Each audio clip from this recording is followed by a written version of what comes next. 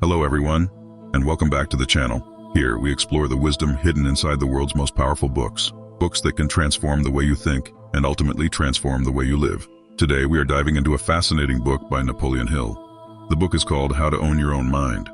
Imagine having the ability to direct your thoughts so clearly that they consistently lead you toward success and fulfillment. Sounds powerful, right?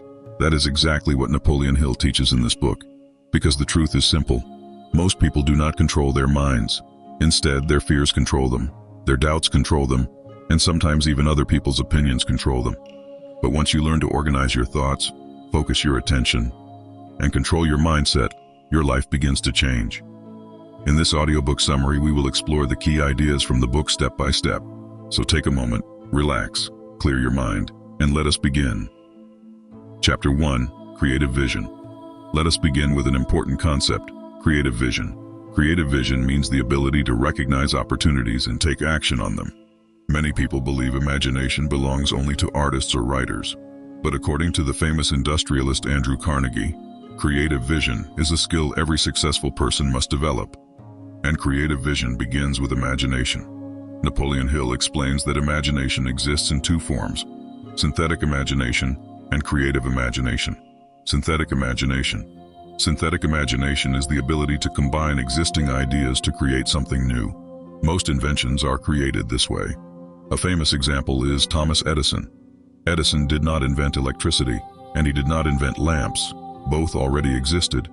However, electric lamps burned out quickly. So Edison experimented with different materials. Eventually, he discovered that carbonized filament could glow longer without burning out. By combining existing ideas with experimentation, Edison created the electric light bulb that changed the world. This is synthetic imagination in action, creative imagination. The second type is creative imagination. Creative imagination happens when a completely new idea appears suddenly. Artists often experience this. A writer suddenly discovers a story. A musician suddenly hears a melody. Even Edison admitted that some of his ideas appeared unexpectedly.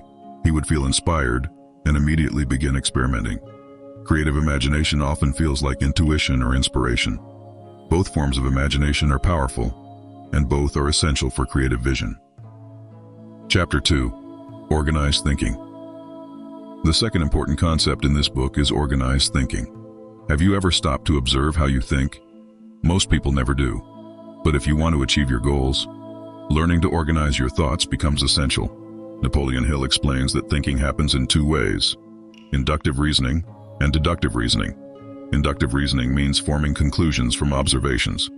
For example, if the sky looks dark and cloudy, you might decide to carry an umbrella.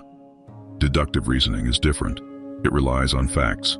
For example, if a man is unmarried, he is called a bachelor. This reasoning is based on known facts, and that brings us to an important warning. Opinions are not always reliable. Opinions are often influenced by bias, emotion, or incomplete information. That is why organized thinkers always question information. They seek facts before forming conclusions. Chapter 3, Controlled Habits. To develop organized thinking, we must build controlled habits. Think of your mind as a camera.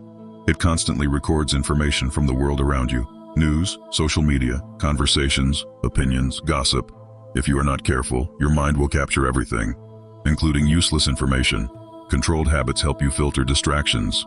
They allow your mind to focus only on useful and meaningful knowledge. For example, imagine someone who wants to become healthier. They may say they want to lose weight, but desire alone is not enough. Real change requires controlled habits: healthy eating, exercise, consistency. The same principle applies to thinking. You must train your mind through repetition. Research information carefully. Question what you hear. Focus on facts rather than assumptions. Chapter 4, The Power of Affirmations. Napoleon Hill also emphasizes the power of thought habits. One powerful method is affirmation. A psychologist named Émile Coué strongly believed in this concept. He created a famous affirmation repeated by many people. The affirmation was simple: day by day, in every way, I'm getting better and better. At first, this sentence may sound simple, but repeated thoughts influence the mind deeply. Over time, affirmations reshape your thinking patterns. They help replace doubt with belief and fear with confidence. Chapter 5, Controlled Attention. Another powerful concept discussed in the book is controlled attention. Napoleon Hill describes controlled attention as mental dynamite. It is the ability to focus your mind completely on a single purpose. Controlled attention requires 5 elements: definiteness of purpose, self-discipline, controlled attention, autosuggestion, and willpower. When these elements work together, they create extraordinary focus. Imagine someone facing a serious problem. Instead of panicking, they focus on solutions. They analyze possibilities. They try different approaches, and they keep trying until they succeed. That is controlled attention. Chapter 6. The Power of Persistence. History is full of examples of this principle. Thomas Edison conducted thousands of experiments before perfecting the light bulb. Alexander Graham Bell failed many times before inventing the telephone. They did not succeed because they were lucky. They succeeded because they remained focused on their purpose. They refused to give up. Their attention stayed fixed on their goal until success became inevitable. Chapter 7. Specialization and Focus. Andrew Carnegie also believed strongly in specialization. He explained that success often comes from focusing deeply on a specific field. When you focus your energy in one direction, your knowledge grows deeper, your skills become stronger, and your chances of success increase. This does not mean you must stay in one field forever. Sometimes people discover their true passion later in life. Changing direction is not failure. In fact, discovering your real purpose can lead to even greater success. Conclusion. Let us quickly review the key lessons from this book. First, we explored creative vision. Creative vision is the ability to recognize opportunities and act on them. Second, we discussed organized thinking. Organized thinkers analyze information carefully and rely on facts rather than opinions. Third, we learned about controlled habits and affirmations. Repeated thoughts shape our mindset and influence our actions. Finally, we explored controlled attention. The ability to focus completely on a single goal is one of the most powerful skills anyone can develop. Napoleon Hill believed that mastering your mind is the key to mastering your life.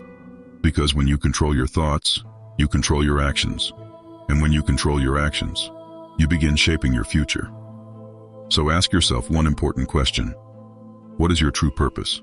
Once you discover it, your mind, energy, and focus will naturally move toward achieving it. Trust yourself. Believe in your potential. And remember, the power to control your mind is the power to transform your life. Outro. If you enjoyed this audiobook summary, please consider liking the video and subscribing to the channel. Your support helps us continue sharing powerful ideas from life-changing books. Also, share this video with someone who might benefit from it, and let me know in the comments what lesson from this book inspired you the most. Thank you for listening. Until next time, keep learning, keep growing, and keep owning your own mind.